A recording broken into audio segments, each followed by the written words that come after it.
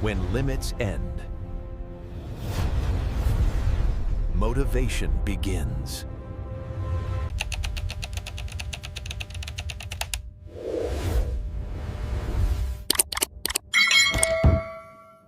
Let me tell you something about power, not the kind that comes from money, not the kind that comes from fame, but the kind that comes from wisdom, from faith, from patience, and from vision. When a woman is truly smart, when she carries grace and purpose in her heart, she doesn't just see a man for who he is right now. She sees what he can become. She doesn't look at his pocket. She looks at his potential. She doesn't measure his worth by what's in his hand, but by what's in his heart. You see, a smart woman knows that building a man isn't about fixing him. It's about believing in him when the world doesn't. A poor man with a vision and a woman who believes. That combination can shake the earth because it's not about riches, it's about mindset. It's about faith. A man can have all the money in the world, but if he has no direction, he's broke in his soul. But give me a man with a dream and a woman who fuels it with wisdom, and I'll show you two people who can move mountains. A smart woman doesn't compete with her man, she completes his purpose. She's not intimidated by his struggle, she's inspired by his drive. When he's tired, she reminds him why he started. When he doubts himself, she sees the king inside him. She doesn't nag his weakness, she nourishes his strength. That's the kind of power that doesn't fade with time. That's the kind of love that doesn't quit when things get tough. Because let's be real, every man will go through a season of being broke. Not just financially, but emotionally, spiritually, and mentally. A smart woman doesn't abandon him in that season. She plants seeds in that season. She speaks life into that man when the world tells him he's nothing. She tells him, "You're not finished yet. You were built for more." And that belief, that unwavering faith, creates something unstoppable. You see, money can buy comfort, but it can't buy vision. Success without support crumbles, but with the right woman beside you, even a poor man can stand before kings. Because she doesn't just invest her time, she invests her spirit. She learns his dreams, studies his habits, and helps him refine his path. She becomes the mirror that reflects not where he is, but where he's going. And when that man finally rises, he doesn't rise alone. He brings her with him because he knows without her faith, he would have fallen. Without her strength, he might have stopped. And without her love, he might have lost his way. But hear me well, this isn't just about romantic love. This is about partnership, about unity, about understanding the sacred power that comes when two souls move in the same direction. A smart woman doesn't chase the spotlight. She builds it. She doesn't wait for blessings. She creates them with her presence. When she steps into a man's life, things shift. Not because of magic, but because of her mindset. Because when a woman carries herself with wisdom, she changes the atmosphere around her. She challenges laziness. She cultivates discipline. She demands growth. She won't let a man settle for average when she sees greatness inside him. And a real man, he feels that. He doesn't run from that power. He's sharpened by it. Because iron sharpens iron and purpose sharpens purpose. Together they rise. Together they build. Together they rewrite the story from poverty to prosperity, from doubt to destiny. So to every woman listening, don't underestimate your role. You are not a background character in someone else's dream. You are the foundation on which greatness is built. You are the voice that reminds him of who he is when he forgets. You are the difference between a man who gives up and a man who goes all in. And to every man hearing this, if you are blessed enough to have a woman who believes in you, don't take her for granted. Protect her, honor her. Because she's not just standing beside you, she's building you. Her faith is your fuel, her strength is your safety, and her love is your ladder to greatness. So yes, a smart woman can make a poor man a millionaire, but not because she gives him money, because she gives him vision, because she gives him courage, because she gives him the reason to fight when everything inside him says quit. And when that kind of woman walks into your life, your story will never be the same. Let me paint you a picture of what faith, love, and vision look like when they walk hand in hand. I want you to imagine a young couple, no fame, no fortune, no silver spoons, just two people with a dream, a fire, and a belief that their current situation wasn't their final destination. They lived in a small apartment, one room, leaky faucet, and bills stacked higher than their hopes. But even in that struggle, there was something sacred, a woman who saw more than struggle. She saw strength. She saw the man beside her not for what he had, but for what he could become. Every morning she would wake up before him, whisper a prayer, and speak words over his life that would one day manifest in ways neither of them could imagine. This man, let's call him David, had ideas, he had vision, but life had beaten him down. Every job interview was another rejection. Every dream felt like another failure. Yet every time he came home, that woman, his wife, would look him in the eyes and say, "I still believe in you." She didn't just say it once. She said it when the rent was due. She said it when the car broke down. She said it when he felt like giving up. And every time she said it, a seed was planted. Faith was being built, not in a day, but through daily devotion. David started working nights, learning, reading, building, failing again, learning some more. And while he was doing that, she was right there, cutting corners, saving pennies, cooking meals out of scraps, and still smiling through the storm. She never complained. She never said, "Why don't we have what they have?" She said, "What we have is enough to build something bigger." You see, that's the mindset of a smart woman. She doesn't just wait for blessings, she builds the bridge to reach them. Years went by, and one small idea turned into a small business. One small business turned into a company, and one company turned into a legacy. And when success finally knocked on their door, that man looked at his wife and said, "We did it." But she smiled and said, "No, you did it. I just reminded you who you were." You see, that's the power of belief. That's what a smart woman does. She doesn't hand a man success. She hands him the strength to create it. The world loves to celebrate the end of the story, the $1 million business, the big house, the nice car, but they forget the beginning. They forget the woman who encouraged him when there was nothing to celebrate. They forget the tears she cried when he failed again and again. They forget the quiet nights of faith when hope seemed far away. But make no mistake, every man who rises from nothing had someone praying behind him, someone believing when he couldn't believe in himself. A smart woman doesn't make a poor man a millionaire with money. She does it with her faith, her patience, her wisdom, and her relentless belief that his potential is bigger than his pain. Yeah. She builds him up not by force, but by faith. She lifts him not with wealth, but with words. And in the end, when that man becomes great, he realizes something powerful, that success without her belief would have been impossible. That is the real wealth. That is what makes a poor man a millionaire long before the world ever calls him one. You know, in life, sometimes it's not what you say that moves people, it's how you say it. It's not just the words that carry power, it's the silence between them. Because in that silence, truth speaks. In that pause, conviction breathes. And there's a moment in this message, a moment where every man and woman in the room should feel the weight of it. That's the moment right before the line. She doesn't look at his pocket. She looks at his potential. You pause right there. You let the air settle. You let the silence speak for you. Because that's not just a line, it's a revelation. Now hear me when I say this, too many people today are focused on what someone has right now. They look at the pocket, the paycheck, the position.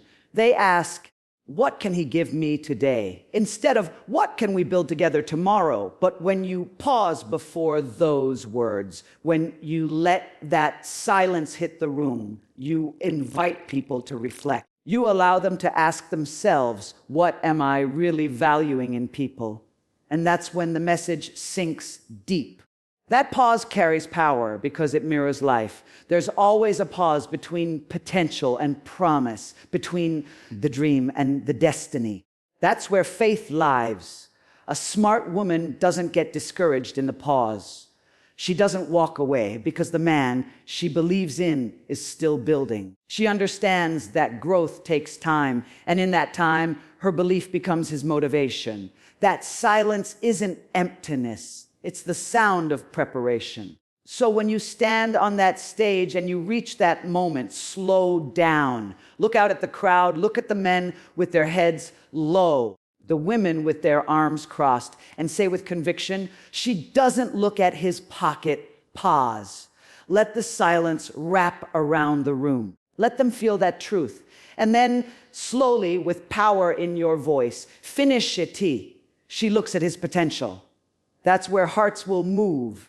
That's where eyes will open. Because that sentence isn't just about money. It's about vision. It's about faith over finance, purpose over possessions. It's about seeing value in someone before the world does. And that pause, that pause gives the audience time to see themselves in the story. Maybe it's a man remembering the woman who believed in him when he was down. Maybe it's a woman realizing her strength, her influence, her power to build or break a man's spirit. That's the beauty of the pause. It lets meaning breathe. See, true communication isn't about rushing through words. It's about making each one count. When you pause at the right time, you're not losing momentum. You're gaining gravity. You're making people lean in. Because in that silence, the truth hits harder than any sound could. And when you finally deliver that line, it becomes more than words. It becomes a mirror. A mirror that makes people question, challenge, and change their perspective. So remember this, every powerful message has its heartbeat. And sometimes that heartbeat is found in the silence between your sentences. That one pause before, she doesn't look at his pocket, she looks at his potential. That's where the audience will feel the soul of the speech. Because that's not just a statement, that's a sermon. That's not just a line, that's a legacy. And when you master that pause, you won't just be speaking words, you'll be speaking truth that lingers long after the applause fades. Now, let me tell you something about belief. Belief is a force, stronger than fear, louder than doubt, deeper than struggle. It's not something you just say, it's something you live. And when a woman believes, truly believes, she can lift a man from the ashes and turn his pain into power. That's why when you stand on that stage, when you speak from your soul, you don't just say it once. You let it rise like a wave. She believes. Then again louder. She believes. And then one more time with fire in your voice, she believes. Because every time you repeat it, you drive that truth deeper into the hearts of everyone listening. You see, repetition has power because it reminds us of what we forget. We live in a world where people give up too easily. They start strong, but the moment it gets hard, they lose faith. But a smart woman, she's built different. She stands in the storm and still says, I believe. When the bills are overdue, she believes. When her man fails and feels like nothing, she believes. When life throws everything at them, when friends walk away, when dreams seem too far to touch, she still believes. That kind of faith can't be taught. That kind of faith can only be felt. And when you repeat those words, don't rush them. Let them build like thunder. The first time, let it be calm, steady. She believes. The second time, let it rise with conviction. She believes. And the third time, let it roar, S-H-E, believes, because by the third time, the room isn't just hearing you, they're feeling you. The audience begins to remember the people who believed in them The ones who spoke life when they were down, the ones who refused to let them quit. That's the moment the speech shifts from motivation to transformation. That's when it stops being about poor man and becomes about every dreamer, every struggler, every person who's ever needed someone to say, I believe in you. And let me tell you, belief is contagious. When one person believes in another, something changes in the atmosphere. A man can walk with his head down, lost and defeated. But when she believes in him, he starts walking taller. His back straightens, his voice strengthens, his confidence returns. Why? Because she believes. Faith is fuel. And when a woman pours that faith into a man, she's not just building his confidence, she's building his calling. So when you use those words, don't just repeat them for style, repeat them for impact. Each repetition is a drumbeat. Each drumbeat is a heartbeat. And each heartbeat reminds the audience of the power of faith. And that's the truth right there. When the world says, you can't, and life says, you're done, and fear whispers, you're not enough, she believes. She believes in the unseen. She believes in the impossible. She believes in him before he believes in himself. That's the secret to greatness. That's the rhythm of purpose. That's the melody of miracles. So when you reach that moment in your speech, say it like a prayer. Say it like a prophecy. Say it like a promise. She believes, Sheche bel I vis. Because those words, spoken with conviction, can turn pain into power, doubt into destiny, and a poor man into a millionaire long before he ever touches a dollar. I've seen what happens when faith meets fire. And let me tell you, it's not a fairy tale. It's not neat. It's not easy. And it's not perfect. It's raw. It's real. It's life testing you at every turn, seeing if what you say you believe is strong enough to stand when the heat rises. I've seen people who said they had faith until the fire came. Then they ran. But I've also seen those who stood firm, who kept believing when everything around them was falling apart. And more often than not, standing right there beside that kind of strength was a woman who refused to give up. Faith meeting fire, that's where destiny is forged. You don't get diamonds without pressure. You don't get gold without heat. And you don't get greatness without struggle. A smart woman understands that. She doesn't run from the fire. She walks through it with grace. She knows the heat isn't meant to destroy, it's meant to refine. And when that man she loves, that man she believes in, starts to feel the flames of failure, she's not screaming at the fire, she's reminding him who he is in the middle of it. I've seen what happens when that kind of faith shows up. I've seen a man ready to quit, head in his hands, shoulders heavy with disappointment, and she walks in, calm, steady, unshaken. She doesn't give him pity, she gives him purpose. She looks him dead in the eye and says, you were made for more. And I've watched that spark return to his eyes. That's not luck, that's faith meeting fire. That's belief standing in the middle of the storm, saying, I'm not going anywhere. Because real faith doesn't shine when everything is perfect. Real faith shines in the middle of chaos. It shines when the bank account is empty, when the doors are closing, when the world says it's over. That's where you see who's really got it in them. And a smart woman, she's built for that moment. She's not there because it's easy. She's there because she sees the potential in the pain. She sees the story behind the struggle. And that's why when you tell this part of the story, when you share that reflection, make it personal. Let the audience feel that you've been there, that you've seen it, maybe even lived it. Say it slow from your chest. I've seen what happens when faith meets fire.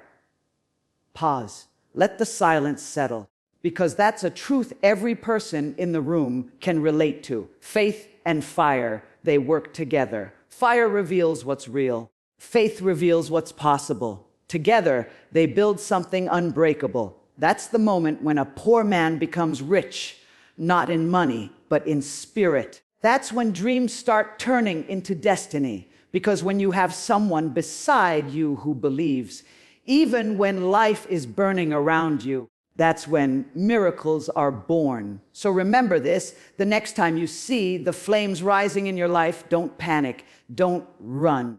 Look for the one who's still standing beside you, calm and faithful. That's your miracle. That's your blessing.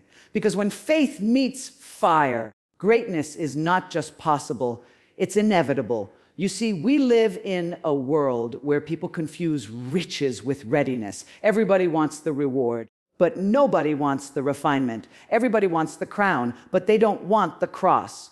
But a smart woman, a woman of wisdom and substance, she knows that before you can handle success, you've got to be prepared for it. That's why the most powerful line in this whole message, the one that should close your speech, the one that should echo when the lights dim and the crowd grows silent, is this: she doesn't just make him rich, she makes him ready. Now say that slow. Let it breathe, let it build, because those words carry weight. They carry truth. Money can change your life, but readiness will change your legacy. See, riches can fade, but readiness endures. And a smart woman knows that if a man isn't ready for the blessing, he'll lose it the same way he lost his way before. That's why she doesn't rush the process. She doesn't just want to see him shine. She wants to make sure he can handle the light when it comes. I've seen men who got rich overnight, but broke inside. They had success in their hands, but emptiness in their hearts. And I've seen other men who had nothing for years, but when the time came, when that door finally opened, they were ready. Why? Because they had someone beside them who prepared them, molded them, strengthened them. A woman who didn't just push him to chase money. She pushed him to chase maturity, character, and discipline. That's the difference between getting rich and staying rich. That's the difference between being successful and being significant. When you say that closing line, make the audience feel the journey. Take them back to the beginning, the struggle, the small beginnings, the sacrifices, the nights when dreams felt distant. Remind them how she stood by his side through it all. She didn't complain about the wait. She worked while they waited. She didn't criticize the process. She committed to it. And through that commitment, she built not just a man with money, but a man with vision, with wisdom, with depth. She didn't just make him rich. She made him ready. Ready to lead, ready to love, ready to last. And that's what the world is missing right now, readiness. Too many people want the blessing without the burden. They want the harvest without the planting. But that woman, that wise, faith-filled woman, she's the gardener. She plants, she waters, she waits. She doesn't demand instant results because she understands that anything built to last takes time. And when that man finally steps into his destiny, he's not confused, he's not prideful, he's grateful because he knows someone helped him get ready for the life he prayed for. So when you end the speech, slow it down. Let your voice drop, let it carry authority like a truth carved in stone. Say it once, calm and sure. She doesn't just make him rich. Then pause. Let the silence speak for you. Then finish it strong, grounded, unshackable. She makes him ready because in the end, readiness is greater than riches. Readiness turns success into legacy. And readiness, that's what transforms a poor man into a king. Now imagine this, the lights are low, the crowd is still, and there's a soft instrumental rising behind your voice. Not loud, not overpowering, just enough to carry emotion, to stir something deep inside the heart. Maybe it's a slow piano, maybe it's strings humming softly, building a rhythm that mirrors your message. Because a great speech isn't just heard, it's felt. And when the music and message move together, it becomes something more than words. It becomes an experience. When that soft music starts to play, your words begin to dance with it. The rhythm of your voice finds its heartbeat in that melody. Every sentence becomes part of something sacred, something spiritual. Because what you're speaking about isn't just love, it's transformation. It's faith, it's partnership, it's power. And that music, that slow rise behind your tone, makes the audience not just listen, but feel the meaning of every word you say. Start gentle. Speak like you're letting them in on a secret. A smart woman can make a poor man a millionaire. Then let that soft instrumental echo underneath your voice, like the sound of faith whispering through the air. As the story unfolds, when you talk about the struggle, the late nights, the broken dreams, let the music stay low, tender, emotional. This is where the audience connects. This is where hearts open. And then, as your words grow stronger, as belief starts to rise, let the music build with you, slowly, not all at once. Let it match your energy. When you speak about faith, when you speak about a woman who believes, who sacrifices, who stands in the fire with her man, let that sound lift behind you like wings. Because that's what faith does. It lifts. It takes broken pieces and turns them into purpose. It makes the message not just inspiring, but unforgettable. You see, the right music doesn't distract, it directs. It points every ear, every heart toward the soul of your message. When you talk about pain, let it be quiet enough that they can hear your breath, hear the emotion in your tone. When you talk about triumph, let the chords rise just a little higher, like the light finally breaking through the clouds. And when you reach that final moment, the ending, the revelation, let it soar. Let the music carry that truth beyond the stage, beyond the applause, into the hearts of everyone who's listening. Because at that moment, it's not just a speech anymore. It's not just motivation, it's ministry. It's not performance, it's purpose.